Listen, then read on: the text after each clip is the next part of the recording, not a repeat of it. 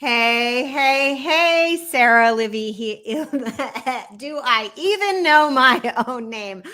I'm Sarah Olivieri. It happens to be my birthday, and I am thrilled to come to you with my tip of the week for all of you CEOs, business leaders out there, but especially my favorite nonprofit leaders.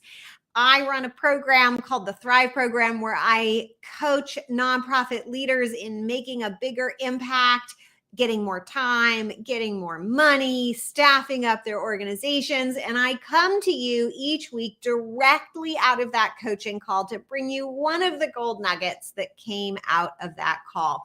And this week, what I want to drive home for you is the importance of communicating with your followers, with your supporters at a very minimum of once a week.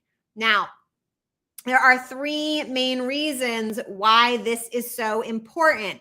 Reason number one, make sure that you stay top of mind. If you email your list every week, not everyone's going to get it every week, but you hopefully will get a good chunk of them getting it a number of weeks so that they remember that you exist and that you're alive and they don't forget about you because they're getting slammed with all sorts of communications all the time. So number one of three is to remind your supporters, the people who love you, the people on your email list that you exist. Send it every week. Reason number two, it's an opportunity to give them an update about what's going on, which will serve to nurture them, right? Bring them along, increase the amount that they trust you, that they like you, that hopefully maybe even they love you.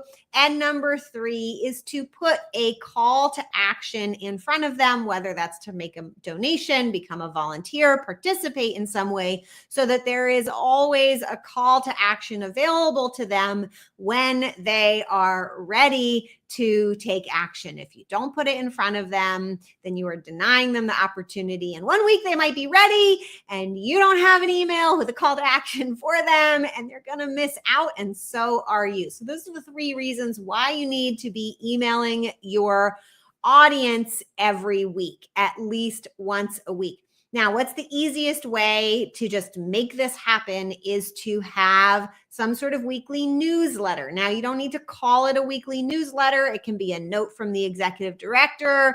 It can be something related to what you do. One of my clients runs a music organization, so her weekly update can be about notes, right? It can be a play on musical notes and notes as in notes that happen.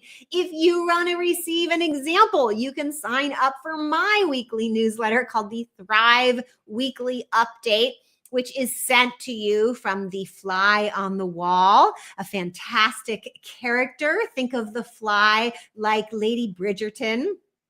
Lady Whistledown, from the show Bridgerton. And the fly on the wall secretly gives you things that came from my coaching call, along with updates for the week. Now, what to put in this weekly email? Keep it really simple. The most important thing, right, is that you show up.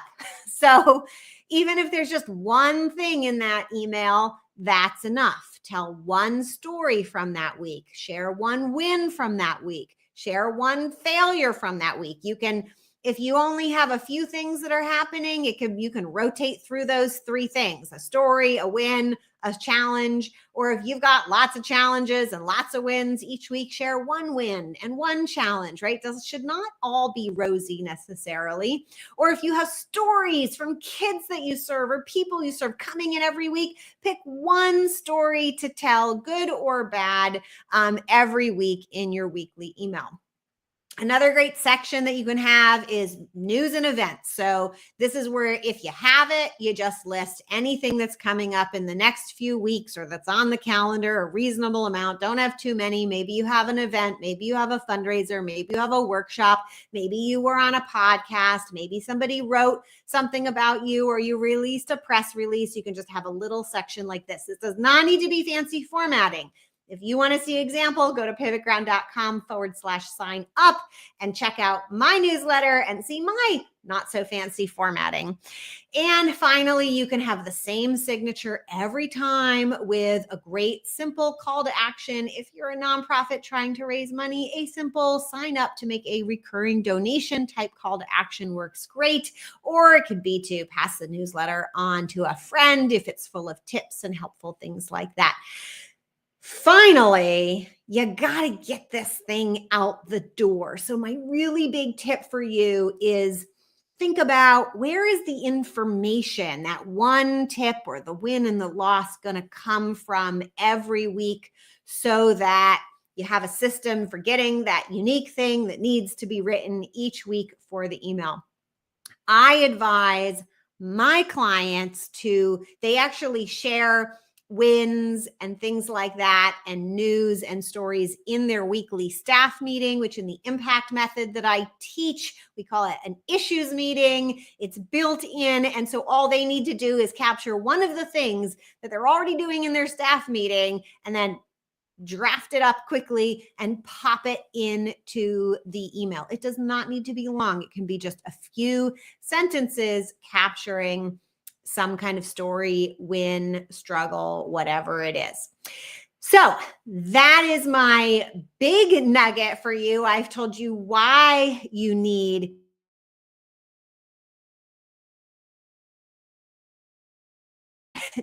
to be in your weekly newsletter communication. I even managed in a whopping less than 7 minutes so far to tell you the process for getting that newsletter written every week. Imagine if we can do this in 7 minutes, what we could do in an hour every week. If you're saying, I want that, I want to be moving incredibly quickly and having lots of extra time and joy as well. And if you are an executive director at a nonprofit, consider applying for the Thrive program at pivotground.com/application. The application is free.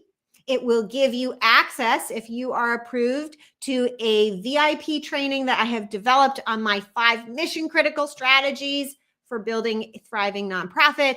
And you will also have the opportunity to enroll in Thrive. And we have some really exciting things coming up, which I can't tell you about yet, but soon. So stay tuned. Make sure you're on my email list if you want to know. That's all I have for you this week. Have a wonderful week, everybody.